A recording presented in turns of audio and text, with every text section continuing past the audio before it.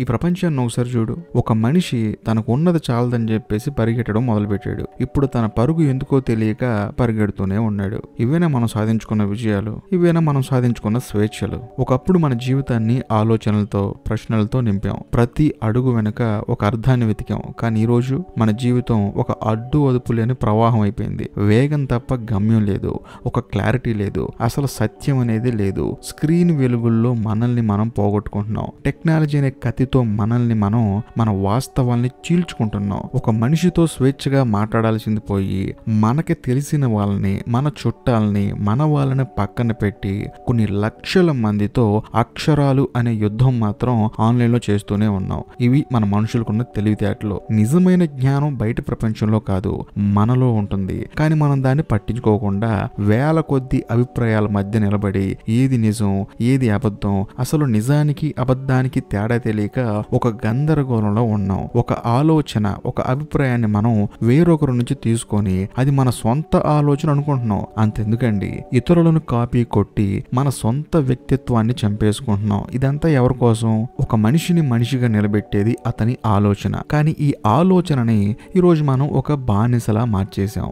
బానిస మనసుతో బానిస జీవితాన్ని మనం ఆదర్శంగా భావిస్తున్నాం. ఈ సమాజం మనకి ఒక రూపాన్ని ఇస్తుంది, ఒక గమ్యాన్ని చూపిస్తుంది. కానీ అది గమ్యం కాదు, అది సమాజం యొక్క స్వార్థం. ఆ ముసుగులో మనం మన ఆత్మని కోల్పోతున్నాం. ఆత్మను తెలుసుకోకుండా, మనల్ని మనం ప్రశ్నించుకోకుండా మనం ఒక రోబోలా మారిపోయాం. ఒక క్లిక్, ఒక లైక్ కోసం మనం మన ఆనందాన్ని, మన సంతృప్తిని తాకట్టు పెడుతున్నాం. సోషల్ మీడియాలో పెట్టే ప్రతి పోస్టు వెనుక ఎన్నో కన్నీళ్లు, ఎన్నో అభద్రతా భావాలు. ఈ అబద్ధపు ప్రపంచాన్ని నిజమని నమ్మి మనం నిజమైన ప్రపంచానికి దూరంగా వెళ్తున్నాం. ఈ క్షణాన్ని అనుభవించడం మానేసి రేపటి కోసం లేదా గతంలోని జ్ఞాపకాల కోసం జీవిస్తున్నాం. మన ఇళ్లలో వేల కొద్ది పుస్తకాలు ఉండొచ్చు, కానీ వాటిని చదివే తీరిక మనకి లేదు. ఎందుకంటే మనకి ప్రపంచంలో ప్రతి విషయం గురించి తెలియాలి, కానీ మన గురించి మాత్రం తెలియాల్సిన అవసరం లేదని మనం భావిస్తున్నాం. స్మార్ట్ ఫోన్ లో మనం చూసే ప్రతి స్క్రోల్ మన జీవితపు విలువైన క్షణాలని తినేస్తుంది. మనం దేనికి బానిసలం? పక్కింటోడు పొగడతలక,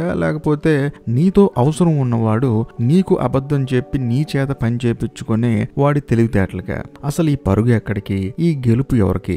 నిజమైన విజయం అంటే ఒక పెద్ద ఇల్లు, ఖరీదైన కారు కాదు. నిజమైన విజయం అంటే నిశ్శబ్దంగా కూర్చొని మనల్ని మనం ప్రశ్నించుకునే ధైర్యం.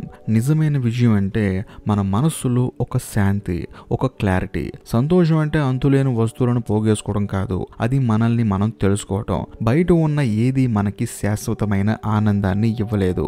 అది కేవలం ఒక తాత్కాలిక మత్తు. ఆ మత్తు దిగిన తర్వాత మళ్ళీ వెతుక్కోవడం మొదలు పెడతావు. ఏంటిది? అదే మత్తు కోసం. మనం ఈ ప్రపంచంలో ఒక అతిథులం. ఈ అతిథిగా మన బాధ్యత మనం ఈ ప్రపంచానికి వచ్చిన దానికంటే ఇంకా మంచిగా మార్చి వెళ్ళటం. కానీ మనం ఏం చేస్తున్నాం?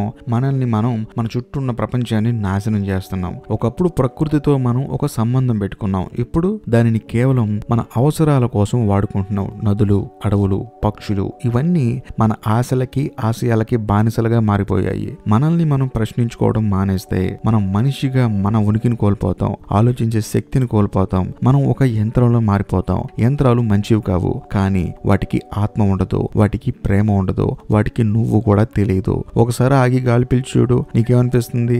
వేగం. అలసిపోయావా?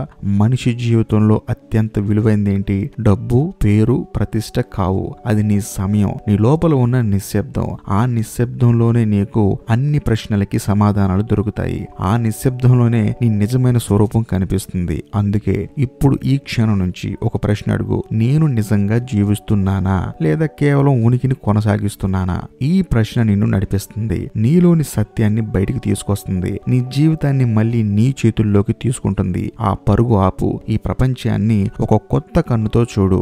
నిజమైన తెలివి అంటే మనం ఎంత అజ్ఞానులమో తెలుసుకోవడమే.